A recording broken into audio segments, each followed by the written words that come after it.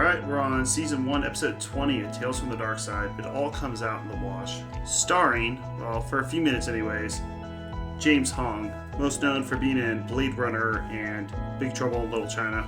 I'll go over the movies he's been in at the end, because he really is an impressive actor. However, in this episode, we only see him for a couple minutes. And this episode has a lot of flaws. It's another one about a bad person getting their sins cleansed. Well, Mr. Larchmont says that you wash away sins. That is entirely correct. Our motto is, at Chao Ting's Laundry, everything comes out in the wash. Since this is a Tales from the Dark Side, of course, he just randomly sells his soul to the devil, because they have to do this every few episodes. Even if there's not a devil, which there is not in this episode, someone just has to randomly sell their soul to the devil, or offer their soul to the devil, or offer it to a grandma on the street. So our main character, which we will spend 90% of the episode with, unfortunately, not the awesome James Hong, but this guy, Henry Groper, is a real estate developer that seems to be half finance and half mafia. He puts hits on people later in the episode, so he goes into this laundromat to get his sins cleansed. Owns it is Chao Ting, played by James Hong, who, if you can't tell by looking at him, is Asian. And he kind of goes in between this kind of fake Asian accent, because he actually was born in America, so he actually speaks perfect American. The right word. So his accent kind of goes back and forth. It seems like he's not really trying to put it on very heavily, which I think is fine. And Henry Groper brings his clothes to get them washed, and apparently if they wash your clothes, it also cleanses your sins, I guess. He gives them this list of how much it costs. You can see it costs thousands and thousands of dollars, and this is in the 80s.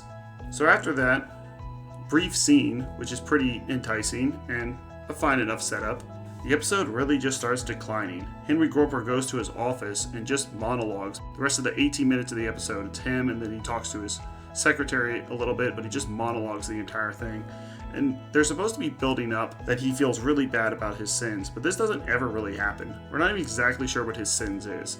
He does try to kill someone, or at least he calls to put a hit out on someone. He also tells his kid to take a chunk of someone's nose. That's pretty crazy. But they don't really develop his character on what exactly type of schemes he's running, and they don't really show that he himself feels bad about any of this stuff. If he's getting his sins cleansed, he should at least feel some amount of guilt. But I guess the theory is because he's getting his sins cleansed with this laundromat, that he can just continue being this terrible person, and then he'll get the laundry back and his sins will be cleansed, I guess. But if you just keep doing your sins, doesn't really make sense. Sounds like a very expensive service. And also, if he's getting his sins cleansed, he would actually feel bad about them, which we don't really see in this episode at all, that he feels bad about anything. He seemingly doesn't care about anyone, rips off everyone, treats his secretary bad, tries to kill people, and doesn't ever feel any guilt. So, as you can see, I don't really like this episode very much. It's going to get a 3 out of 10. And that's me being nice because James Hong is in it, briefly. But he mopes around this office the entire time, talking to himself, monologuing, and breaking all the rules that the laundromat set in place. See, this laundromat is not going to tell you when you get your clothes back. You get your clothes back whenever they feel like it.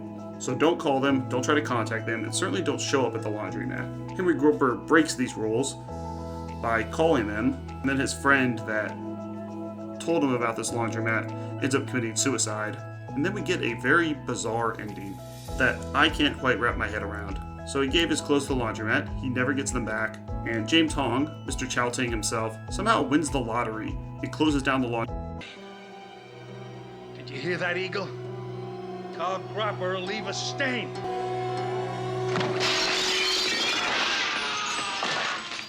He just jumps out of a window. This episode just seems super rushed.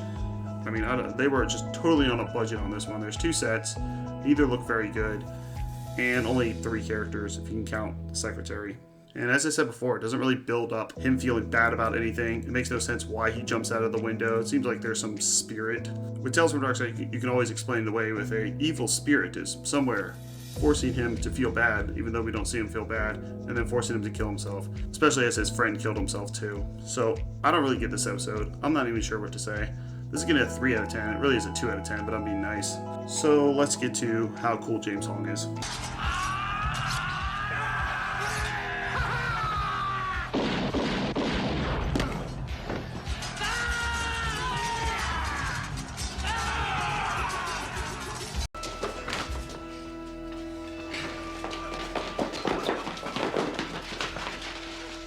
We're almost out of here.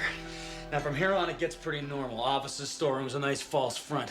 I count to 3. I open that door. We move out. Everybody got that? Ready? Follow the leader. 1, 2, 3. We may be trapped. You know what we must do. That's actor James Hong in his most recent movie, one of literally hundreds of film and TV credits to his name. And Ben Mankiewicz tells us, at 93, James Hong shows no signs of slowing down. A sit-down interview with James Hong can morph unexpectedly into an episode of Dancing with the Character Actors. Should we dance a little to get some? I'm looking forward to the dance. Is that now? Are we dancing now? You have to think this is an old man doing it. James Hong can dance all he wants. At 93, his nearly 70-year Hollywood career is certainly worth celebrating.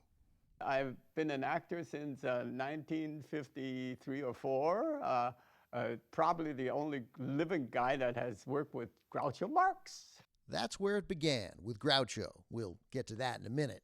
Today, 445 screen credits later, Hong has been in Chinatown, Blade Runner, Bonanza, The Big Bang Theory, and a memorable episode of Seinfeld.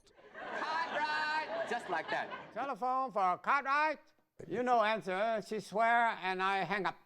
You might have been in more movies and TV shows than anyone else ever. I would think so. The major, movies and TV, there's some guys that have been in stage plays and such, Who goes to plays? Well, that interview was from 2 years ago. James Hong is now 95 years old, and guess what? He hasn't retired. He's still starring and stuff. With this newest one being 2024's Kung Fu Panda 4 and the Gremlin series. And he has 2 other movies in the works, Honorary Mail and Give Me My Money. Impressive, and shows that, you can go into your 90s. Clint Eastwood is doing the same thing. So, I'm impressed by longevity, people that don't have to work anymore and continue to do it, and who knows, hopefully he makes it to 100. If you ever feel old or you get out of bed and you feel a little achy, look at James Hong. He's 95, he's still going. There's other videos I've seen in him at conventions, and he's always really upbeat, really nice, and has no problem actually reciting his famous lines, which some actors can be kind of dicks about. Even the Hawk Tuah girl. Hawk Tuah won't say Hawk Tuah anymore. She should be ashamed of herself. She should look at James Hong. I'm sure he did some roles he didn't want to do. I'm sure he didn't like playing the Chinese stereotype character, but guess what? He did it. He did it happily, and he has no problem reciting and talking to fans and giving them exactly what they want. Because I think we all feel like we're a little too old. I'm in my 30s and kind of wish I was still in my 20s, but I'm not. Next up is a really great episode, Mr. Bigelow's Big Smoke. We got a little derailed on Tales from the Dark Side, but it does that to us sometimes. See you in a few days.